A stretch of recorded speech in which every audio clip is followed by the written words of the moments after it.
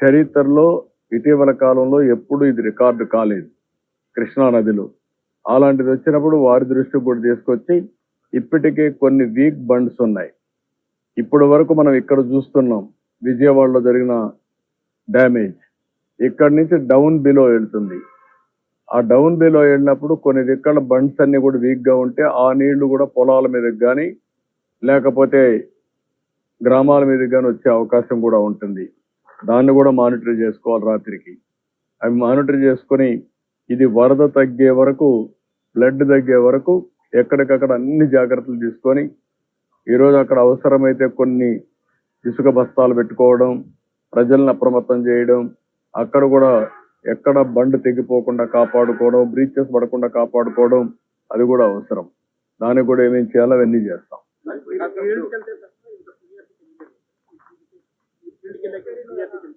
అంటే వచ్చినటువంటి ఇది ఆల్ ఆఫ్ ఎ సడన్ ఆ నీళ్లు కూడా యాడ్ అయినాయి.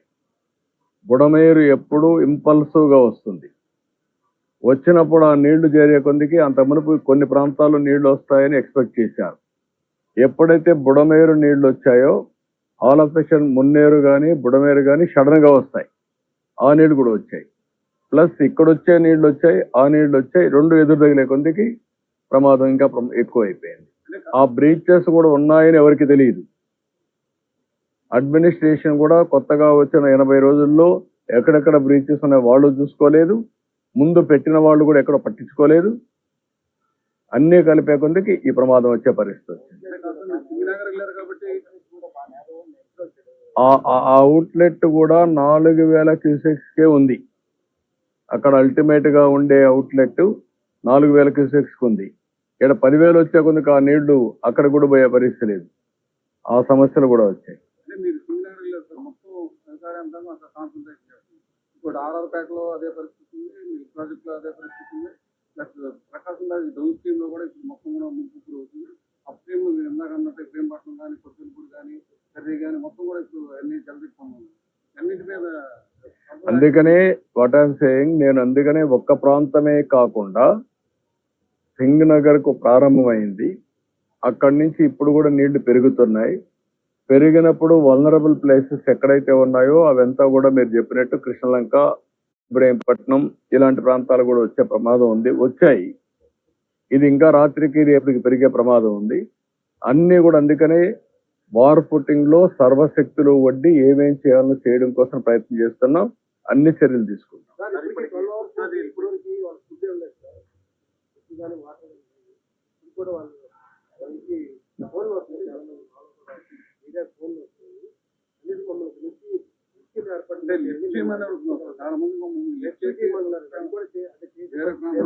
అంటే ఇప్పుడు నేను ఏమంటానంటే రాత్రికి అందరినీ తీసుకురావాలంటే ఒక 1000 మందిని 2000 మంది తీసుకురాగలుగుతాం.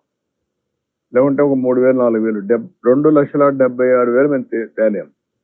ముందు మనం చేయాల్సింది ఏంటంటే అందరికీ కొన్ని సదుపాయాలు అరేంజ్ చేస్తే ఫస్ట్ ఫ్లోర్ లో సెకండ్ ఫ్లోర్ లో వాళ్ళు ఉంటే రేపు మార్నింగ్ నుంచి ఈ హెలికాప్టర్స్ ఇవన్నీ వచ్చిన తర్వాత ఇప్పుడు కూడా ఎవరైనా అత్యవసరంగా రావాల్సిన చిన్న పిల్లలు, ముసలి వాళ్ళు, లేకుంటే అనారోగ్యంగా ఉండే వాళ్ళని తీసుకొద్దాం. రేపటి నుంచి ఇక్కడ అన్ని ప్లాన్ చేసి చేస్తాం. ఇప్పటికే 90 దాకా చేశాం. ఇంకా ఎన్ని కావాలనో విజయవాడలో అన్ని హోటల్స్ కానీ, కమ్యూనిటీ హాల్స్ కానీ, కళ్యాణ మండపాలు కానీ మొత్తం తీసుకుంటాం. అన్ని తీసుకొని అక్కడ భోజనం పెట్టడం కానీ ఇవన్నీ ఎక్కడ ఏమాత్రం లోటు లేకుండా చేసే బాధ్యత తీసుకుంటాం. ఎన్ని పునరావాస కేంద్రాలు కావాలన్నా అన్ని పెడతాం. Not one no limitation for that.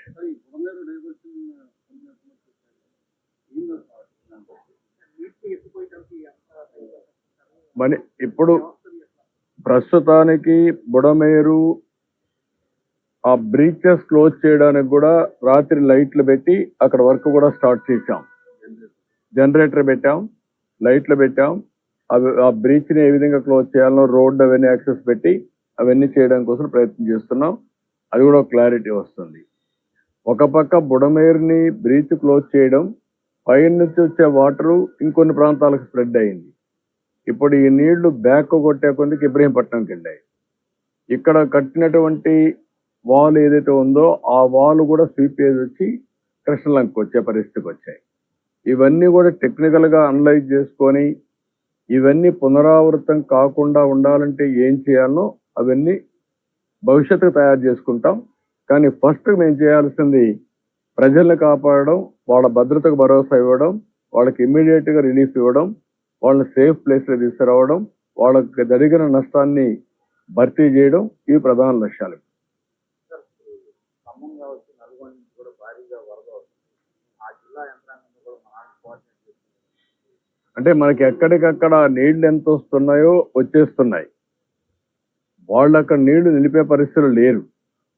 ఎక్కడైతే వర్షం పడిందో ఆ వర్షం అంతా మున్నేరుకు వస్తుంది, లేకపోతే ఇక్కడికి వచ్చే కొందికి బుడమేరకు వచ్చేస్తుంది, అవన్నీ వచ్చేస్తాయి.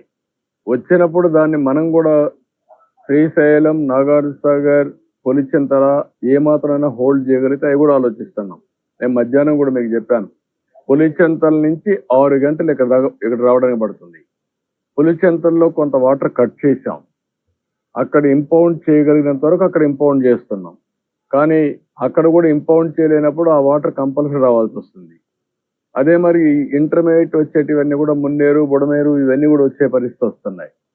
ఇవన్నీ రాత్రికి మాకు క్లారిటీ వస్తుంది, తగ్గుతుందా ఇంకా పెరుగుతుందా అవర్లీ చూస్తున్నాం. అవర్లీ మీరు చూస్తే 8 o'clock 9,40,000 క్యూసెక్స్ ఉంది. అదే మరిగా ఈరోజు 8 గంటలకు అది ఉంటే 9 గంటలకు 9,72,000 పెరిగింది. అంటే దగ్గర 32,000 క్యూసెక్స్ ఆఫ్ వాటర్ పెరిగింది. సో ఇవన్నీ ఉన్నాయి, అన్ని మానిటర్ చేస్తున్నాం. క్లోజ్ గా మానిటర్ చేసి ఎన్ని విధాల ప్రయత్నం చేయాలో అన్ని విధాల ప్రయత్నం చేసి water regulation, flood management, rescue, relief and rehabilitation మొత్తం కూడా ప్లాన్ చేస్తాం. చిత్తూరు జిల్లా లంక గ్రామాలకు కూడా వరద నీరు చేరి అక్కడ కూడా ఉన్నాయి, ఆ ప్రాబ్లమ్స్ కూడా వస్తున్నాయి. దానికి కూడా అందుకే రేపు హెలికాప్టర్స్ అన్ని వస్తే ఎక్కడెక్కడ అవసరమో డిప్లాయ్ చేసుకుంటాం. వాళ్ళకు కూడా ఏమేం చేయాలి అన్ని వర్కౌట్ చేస్తాం.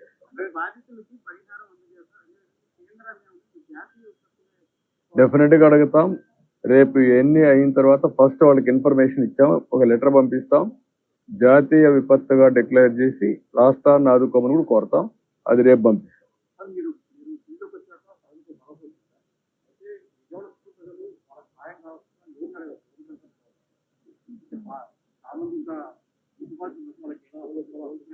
అంటే మీ కాల్ సెంటర్ నేను 2 నెంబర్లు పెట్టాము కాల్ సెంటర్. అదేమ్మా ఇప్పుడే ఇస్తాను ఆ నెంబరు, చూడ ఎటువంటి ఆ నెంబర్ అండి. ఇప్పుడు నేను కమాండ్ కంట్రోల్ నెంబర్ 112 లేకపోతే 107 ఈ నెంబర్ కాల్ చేయండి. 112-107 ఇక్కడ నెంబర్ ఆఫ్ కాలర్స్ ని పెట్టాం, నెంబర్ ఆఫ్ లైన్స్ పెట్టాం. ఇక్కడ ముందు ఇచ్చిన నెంబరు ఓన్లీ 1 నెంబర్ ఉంది, ఇది కలెక్టరేటివ్. ఇది కంట్రోల్ రూమ్ పెట్టి అక్కడ ఎవరు చేసినా అవన్నీ కన్సాలిడేట్ అవుతాయి. నేను కూడా అందరికి IVRS ఇస్తాను, నా పేరుతో ఇది అవుతాను. ఒక IVRS తీసి నేను కూడా పంపిస్తున్నా. వాళ్ళు ఇచ్చిన ఫీడ్బ్యాక్ తీసుకుంటా, రెగ్యులర్ గా వాళ్ళతో టచ్ లో ఉంటా, మీ ద్వారా కూడా తెలియజేస్తా. ఎప్పటికప్పుడు వాళ్ళ ఫీడ్బ్యాక్ కూడా తెలుసుకొని అవసరమైతే మళ్ళీ నాకు కృష్ణలంక ఆ ప్రాంతం కూడా తెప్పించుకుంటాను, ఇబ్రహీంపట్నం తెప్పించుకుంటాను. కాంప్రహెన్సివ్ గా ఒక హ్యూమన్లీ ఏమేం పాసిబిలిటీ ఉంటే అన్ని చేస్తాం. నో క్వశ్చన్ ఆఫ్ కాంప్రమైజ్, ఎక్కడ రాజీ పడే పరిస్థితి లేదు. ఈ అవసరమైతే 3-4 రోజులు మేలుకుంటాం, రాత్రి మగుళ్ళు పనిచేస్తాం. ప్రతి ఒక్కరికి న్యాయం జరిగిన తర్వాత ఇక్కడి నుంచి బయలుదేరాం. ఇప్పుడే వెళ్తాను.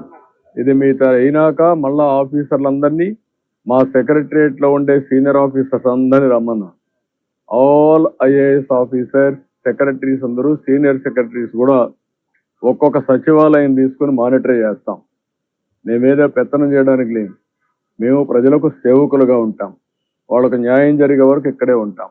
లాస్ట్ టైం కూడా నేను హరికేన్ తుఫాన్ వచ్చినప్పుడు రాజమండ్రిని RDO ఆఫీస్ని సెక్రటరీ చేసుకొని 10 రోజులు అక్కడే ఉన్నా నేను.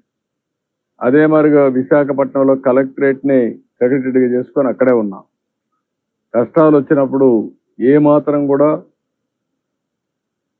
అజాగ్రత్త వహించకుండా పూర్తిగా బాధ్యత తీసుకొని పనిచేస్తాం, అన్ని సెట్ చేస్తాం.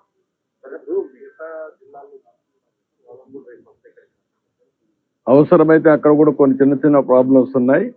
ఎందుకంటే అన్ని దిక్కల వర్షాలు పడ్డాయి. అవన్నీ చూసుకొని ఫ్రీగా ఉండే మంత్రులను రమ్మంటాం, వాళ్ళు కూడా సూపర్వైజ్ చేయాలి. మీకున్న సమాచారం ప్రకారం పైనుంచి ఇంట్లో చూస్తే అంటే శ్రీశైలం, జూరాల అవి కొంత ఆల్మట్టి అవి కొంత తగ్గాయి. అయితే శ్రీశైలం నుంచి నాగార్జున సాగర్కి వచ్చేవి కూడా తగ్గుతున్నాయి. నాగార్జున సాగర్ మళ్ళా పులిచింతల నుంచి కిందికి వచ్చే డౌన్ స్ట్రీమ్ లో ఎక్కువ వస్తున్నాయి.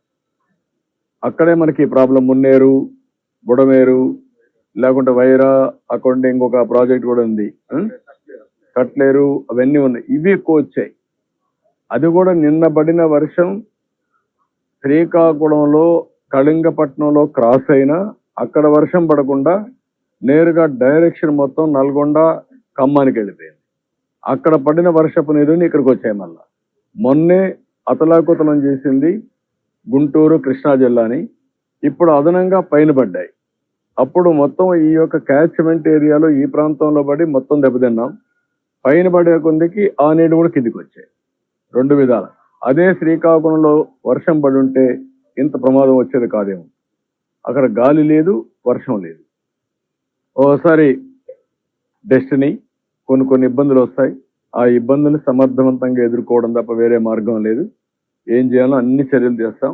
Will act it. ఇప్పుడు ఈ మధ్యలో ప్యానిక్ సిచ్యువేషన్ ఉంది. రేపు అంటే అమావాస్య కారణంగా పంప్స్ ఈ వాటర్ రిసీవ్ చేసుకోవడం ఎదుర్కొనే అవకాశం ఉంది. ముందు చేసుకో కూడా మళ్ళీ ఎవరి దగ్గర మళ్ళీ ఎదుర్కొనే అవకాశం ఉంది. దాంతో నందిగామ అంటే నందిగామకు సంబంధం లే కదా. అది మరి మున్నేరు మొత్తం హైవే మీదకి వచ్చేసి ఒకవేళ వచ్చినా కూడా సముద్రం నుంచి కిందికి వస్తే ప్రకాశం బ్యారేజ్ కిందన కదా ఇవన్నీ. ఇంకా వస్తే ప్రాబ్లం వచ్చేది ఈ పక్క వస్తుంది, పైన రాదు. ఏది ఏమైనా ఒక ప్రాంతంలో వస్తుంది, ఒక ప్రాంతంలో రాదనకుండా ప్రాబ్లమ్స్ ఉంటాయి, సమస్యలు ఉంటాయి. ఆ సమస్యలను అధిగమించడానికి ఏమేం చేయాలో అన్ని చేద్దాం. మేమన్నీ కూడా వాచ్ చేసుకుంటాం. Time to time end to end solutions ఏవైతే ఉన్నాయో మానవత ఎలాంటి తప్పు చేయకుండా మన మనుషులుగా సమర్థవంతంగా నిర్ణయాలు చేసి, ఆ సమర్థవంతంగా ఉండే నిర్ణయాలు అమలు చేసి ప్రాణ నష్టాన్ని కాపాడాం. కానీ వాళ్ళ కష్టాలు తగ్గించలేకపోయాం. అదే సమయంలో ఆస్తి కూడా నష్టపోయే పరిస్థితికి వచ్చాం. దీన్ని ఏ విధంగా కాంపన్సేట్ చేయాలో అన్ని ఆలోచించేస్తాం.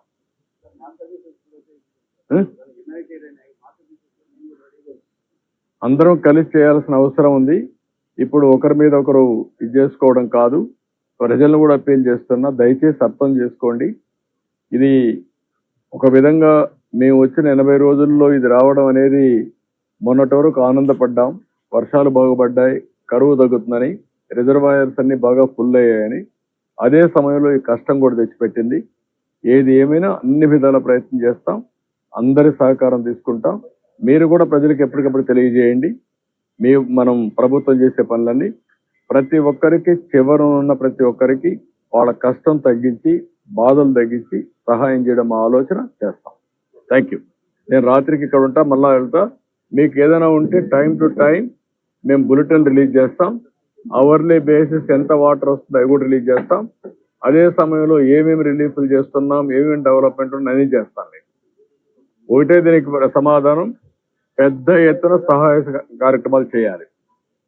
అది ఒకటే మార్గం. రెండోది, ఎంతమందిని వీలైతే తీసుకొచ్చి ఏదో రీహాబిలిటేషన్ సెంటర్లో పెట్టి, క్యాంపులు పెట్టి, అన్ని విజయవాడలో ఎన్ని ఫంక్షన్ హాల్స్ ఉంటే అన్ని పెడదాం. అవసరమైతే హోటల్స్ కూడా తీసుకోమని చెప్పాను మా వాడికి. ఏమి కొంపలేం కూలిపోవు, హోటల్ కూడా తీసుకుందాం, అన్ని దిక్కలా పెడదాం. ప్రజల కంటే మించింది ఏం లేదు.